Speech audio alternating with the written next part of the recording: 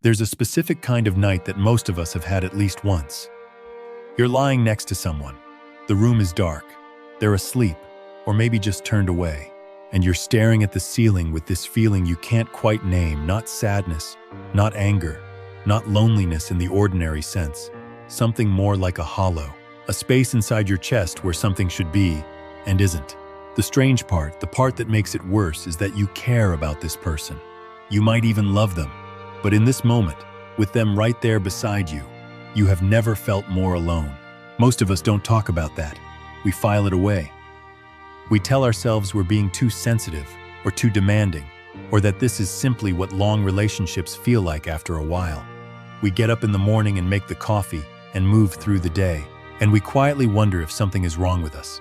But there's another kind of night, rarer, the kind most people only brush up against once or twice in a lifetime, if at all. You're with someone, maybe you've been talking for hours, or sitting in easy silence, or laughing about something small and forgettable, and you become aware of something that is almost the opposite of that hollow, a sense of being, for the first time in a very long time, genuinely at rest. Not because everything is perfect, not because you've stopped being complicated or broken or unfinished, but because the person across from you seems to know all that, and they're still here. Not in spite of who you are, because of it. Carl Jung spent decades studying love, not the version we inherit from songs and movies, but the actual psychological event, what happens inside a human being when they encounter another person at real depth. What he found was both more beautiful and more demanding than anything most of us were taught to expect. He believed that true love, the kind that actually changes a person, is rare. Not because it belongs to special people, not because some of us are more worthy than others, but because it requires something most of us were never shown how to do, the willingness to be fully known and the capacity to fully know another, without either person disappearing in the process. Most of what we call love, Jung observed, is something else. Not worthless, not dishonest, but something else. A projection, a mirror, a reaching towards something older and deeper in ourselves that we haven't yet understood. What we're going to look at today are the 7 signs that separate true love in the Jungian sense from everything that resembles it, but isn't quite it. Not as a way to grade your relationship. So, not as a verdict on anything you've lived through, but as a map, a way of finally having language for something you may have always sensed, but never been able to name. By the end, you'll know what this kind of love actually looks like from the inside, and you'll understand, maybe for the first time, why it has been so hard to find and what, underneath everything, you have actually been searching for. Before we get to the signs, we need to talk about something most people never say out loud. There is a particular exhaustion that comes from certain relationships, not the exhaustion of conflict or crisis, but something quieter.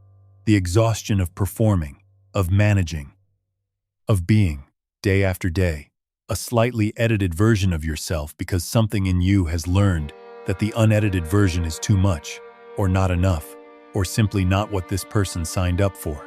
You learn which parts of yourself to lead with, which fears to keep quiet, which needs are safe to voice, and which you've stopped voicing because they were met, one too many times, with discomfort or distance, or a look that made you feel like you'd asked for something unreasonable.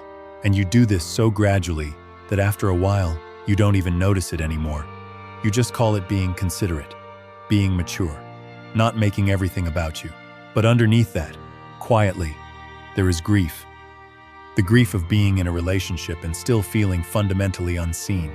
This is one of the most common human experiences and one of the least talked about, because it's very hard to explain to someone why you feel alone inside a relationship without sounding ungrateful or dramatic, or like you simply don't know what you want. Hard to articulate a need you yourself can barely name. So most people try to fix it in the ways they know. They have the conversations, they go to therapy, they read the books, try harder, communicate better, lower their expectations, or raise them.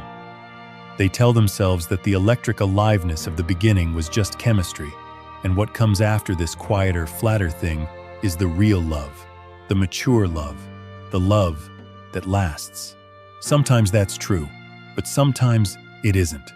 Sometimes that flatness isn't maturity, it's loss. It's what happens when two people have slowly, carefully, with the best of intentions, built something together that has no room in it for who they actually are. Jung saw this in person after person who came to him not in dramatic crisis, but in this softer, more persistent confusion. People who had done everything right by conventional measures found someone, built something, stayed, and still felt, somewhere below all of it, a strange and sourceless ache. He didn't think they were broken. He didn't think they had chosen wrong or loved badly. He thought they had never been shown what they were actually looking for. And here is what he said that I want you to hold as we go through these 7 signs. He said that most of us are not failing at love. We are practicing something that looks like love, functions like love, feels at times very much like love, but is missing something essential at the center of it. That missing thing has a name. And once you learn to see it, you can't unsee it anywhere. Jung had a way of looking at human beings that was different from almost anyone before him. He wasn't interested in surface behavior. He was interested in what the unconscious was doing, that part of the psyche running below awareness, driving the choices and attractions and patterns we don't fully understand, no matter how hard we try to be rational about them. When he looked at love through that lens, he found something uncomfortable to accept. Most of what we experience as love, he said, is projection, not love of a real person. Love of an inner image we have been carrying our entire lives without knowing it, and that we project onto the people we become most intensely drawn to. He called this image the anima, in men the unconscious inner feminine, the counterpart the male psyche hasn't yet integrated, and the animus in women, the inner masculine, the unconscious aspect of the female psyche. These are not about gender roles or stereotypes. They are about the parts of ourselves we have split off, disowned, or never developed, that take on a kind of autonomous life in the unconscious and seek, urgently, to be encountered.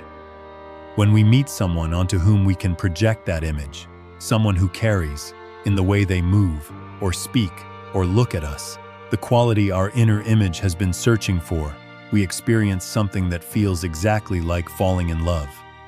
The electricity, the certainty, the sense that this person was made for us, but we haven't found them yet. We've found a screen, and we've projected our own soul onto it. Jung wasn't being cynical. He believed this projection can be the beginning of something real, or it can be the whole story. And the difference between those two outcomes is precisely what the 7 signs reveal. He wrote, "The meeting of two personalities is like the contact of two chemical substances. If there is any reaction, both are transformed. Both. Not the one who loves more, or tries harder, or gives more. Both. Because in true love, you cannot encounter another person at real depth without being changed by that encounter. Something in you shifts, cracks open, that cannot be put back the way it was. Most relationships, if we're honest, don't do that. They comfort us, or wound us, or simply accompany us through time. But transformation, genuine psychological movement, becoming more fully yourself through contact with another, that is rarer. And it is what Jung considered the signature of love in its truest form. Each of the 7 signs we're about to look at is a fingerprint of this reality.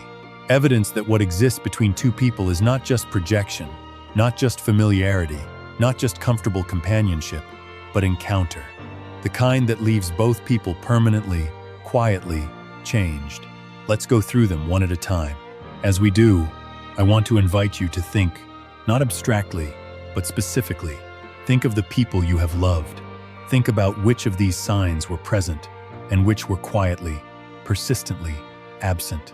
Not to judge those relationships, not to judge yourself, but to begin to see something that may have always been slightly out of focus.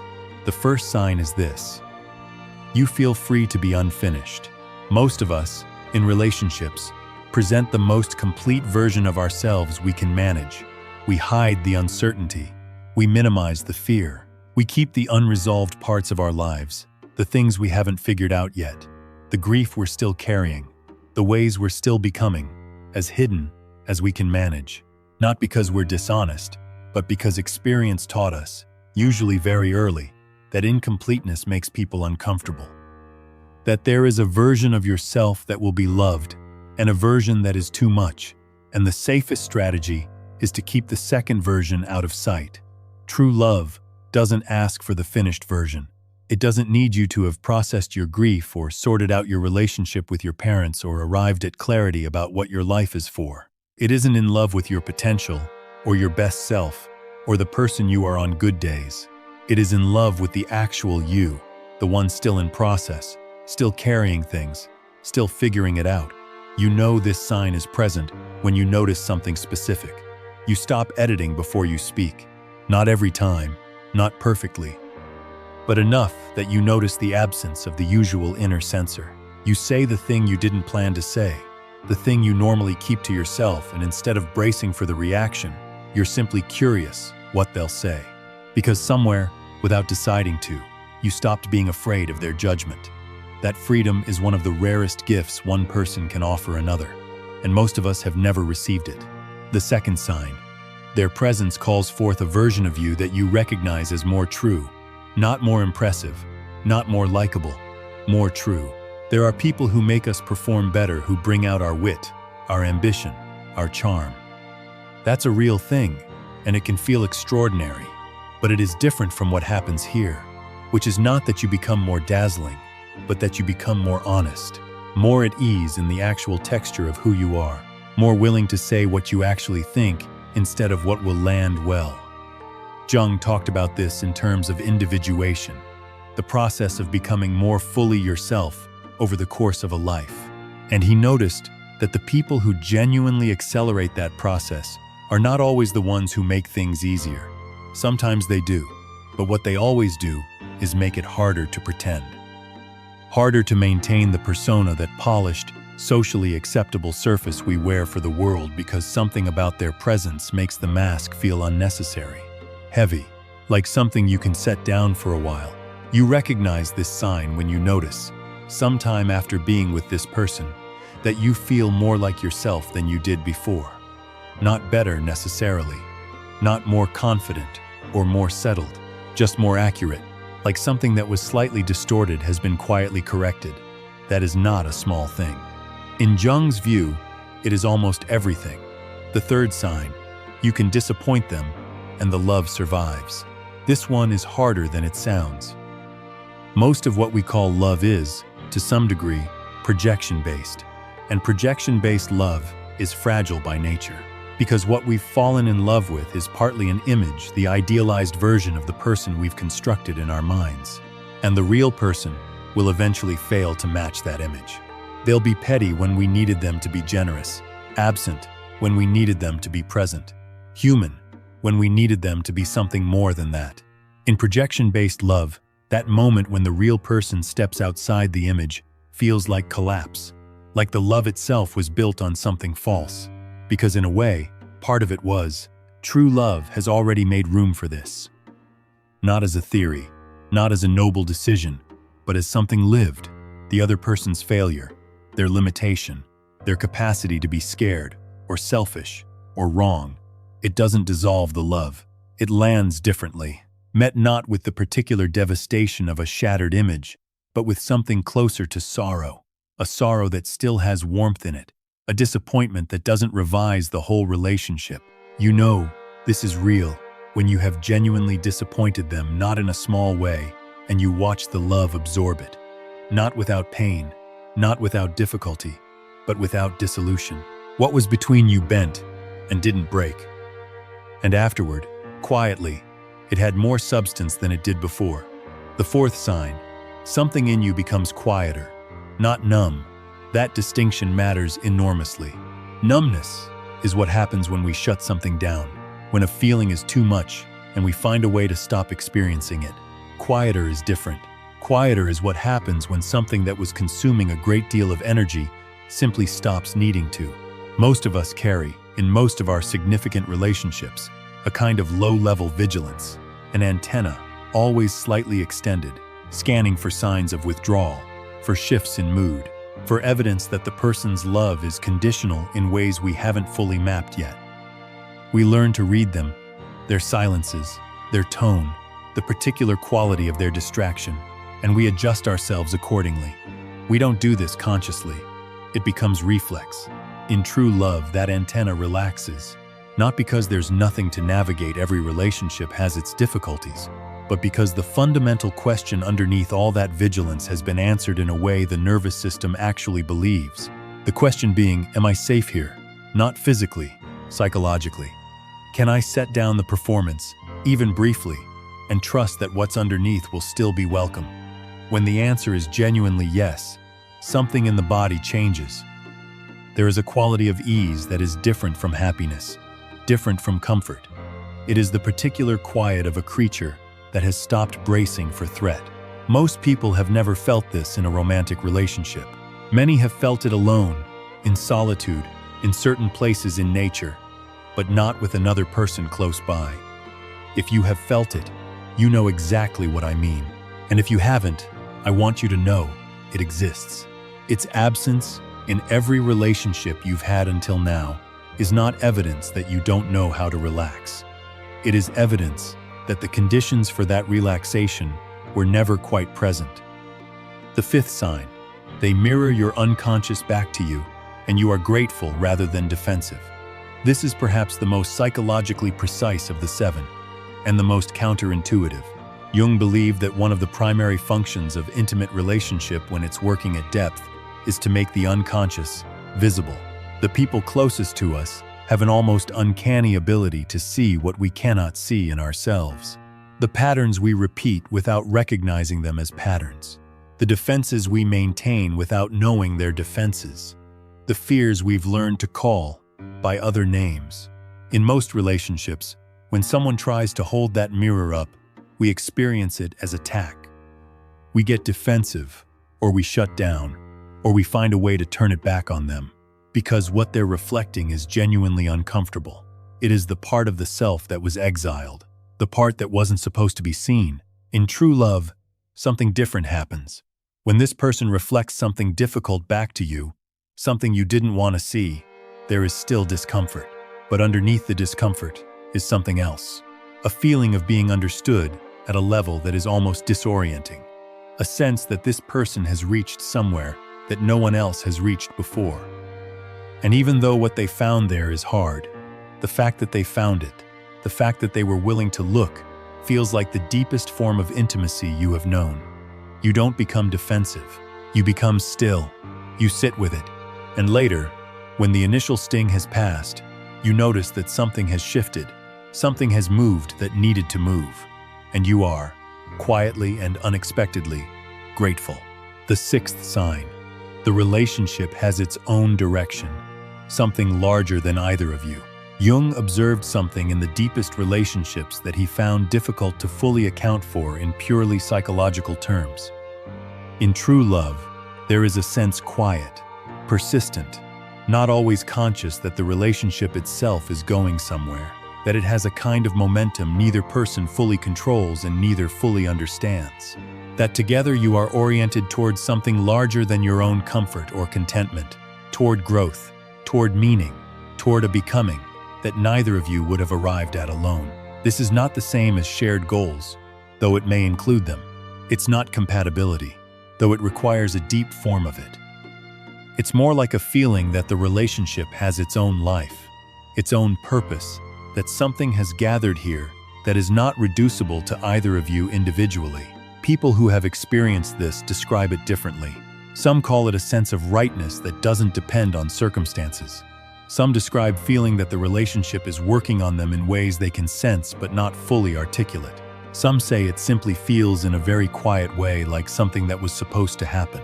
Not in a fatalistic sense, in the sense that it seems to be unfolding with a coherence that ordinary life rarely has. Jung would say, this is individuation, expressing itself through relationship.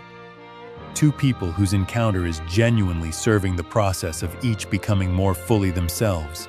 The relationship becomes a vessel for something that matters not in a grand or dramatic way, but in the deep and specific way that the most meaningful things in a life tend to matter. The seventh sign, and perhaps the clearest fingerprint of all, you are more yourself after time with them than before. Not more relaxed, not more entertained, more yourself. There are people who energize us after an evening with them. We feel more alive, more engaged with the world. That's real, and it's worth something. But it's different from what I mean here.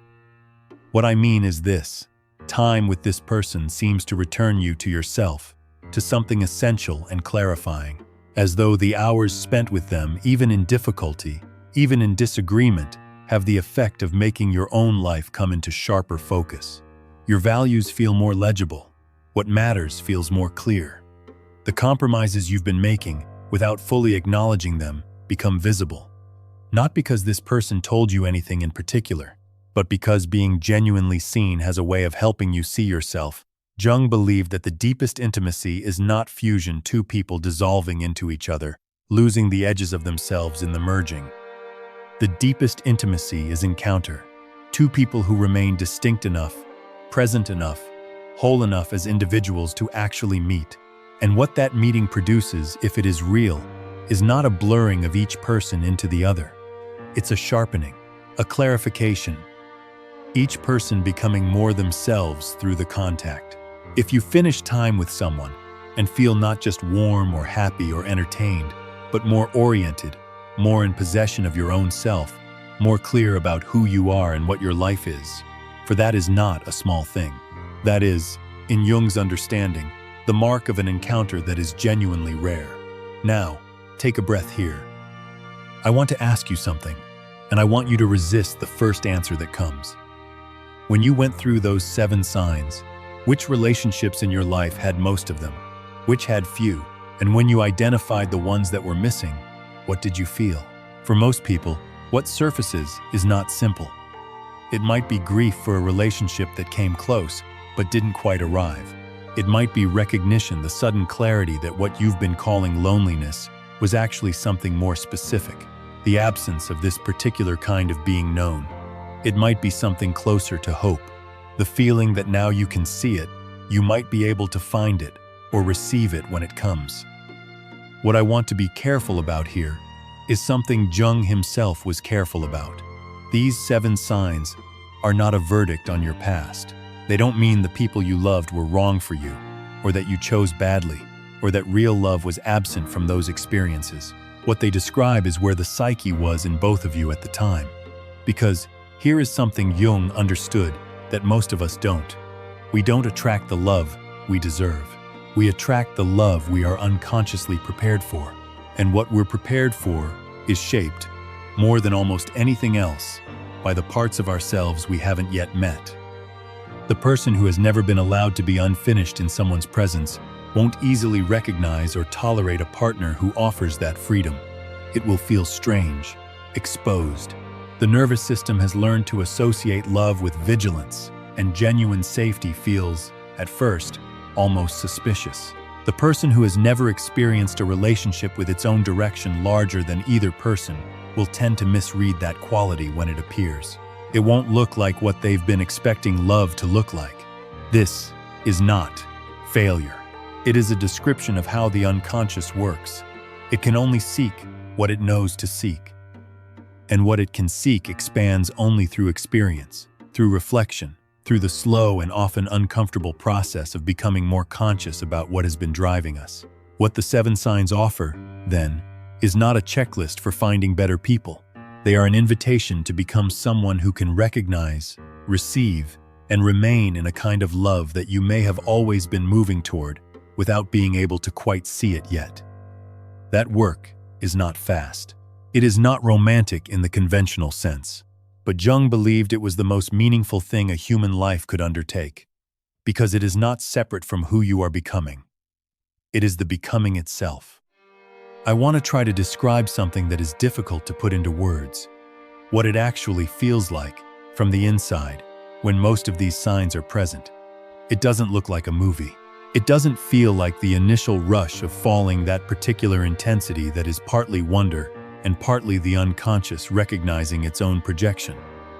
It's quieter than that, advent, more ordinary in its texture, but with something underneath the ordinary that is unlike anything else.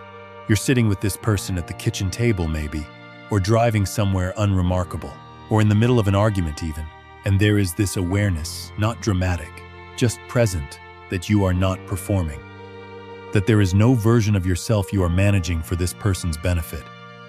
That whatever is happening, you are actually here for it, not half elsewhere, monitoring how you're coming across or calculating what they need. That level of presence is rarer than we acknowledge. Most of us spend most of our time in close relationships at a slight remove from ourselves, engaged, but with a portion of attention always allocated to maintenance, to keeping the thing together. We've been doing it so long, we've stopped noticing the cost. When you stop doing it, when there is a relationship in which you genuinely don't have to, something opens up that you may not have anticipated. Life becomes, in a specific and hard-to-articulate way, more interesting. Not because more interesting things are happening, but because you are actually there for what is happening, fully in the experience rather than slightly beside it. Jung wrote about this in terms of meaning. He believed the deepest sense of meaning in a human life doesn't come from achievement or security or happiness in the conventional sense. It comes from genuine encounter with oneself, with others, with something larger than the merely personal. An intimate relationship, when it is functioning at depth, is one of the primary places where that encounter becomes possible. There is also something that happens to time inside this kind of relationship. Not always, but sometimes. Moments with this person have a different density than most moments. They seem to hold more. The small things accumulate meaning in a way that many larger, more dramatic experiences don't. A conversation that went somewhere neither of you planned. A morning that was ordinary in every way except that you were both genuinely there for it. These things stay. They become part of the interior landscape in a way that much louder experiences do not. This is what Jung meant by the relationship having its own direction. It isn't always visible. It often isn't dramatic. But there is a sense, looking back over time, that something has been built here, larger than the sum of the moments that the two of you together have been moving towards something neither of you fully understood when you began, and that you understand only slightly better now and are still moving toward. The paradox at the center of all of this, and Jung returned to this again and again, is that the most intimate connections are not the ones where two people dissolve into each other.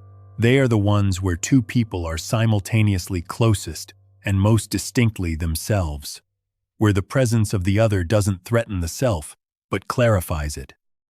Where love is not something that requires you to disappear, but something that makes it possible, for the first time, to fully arrive. I want to leave you with something before you go.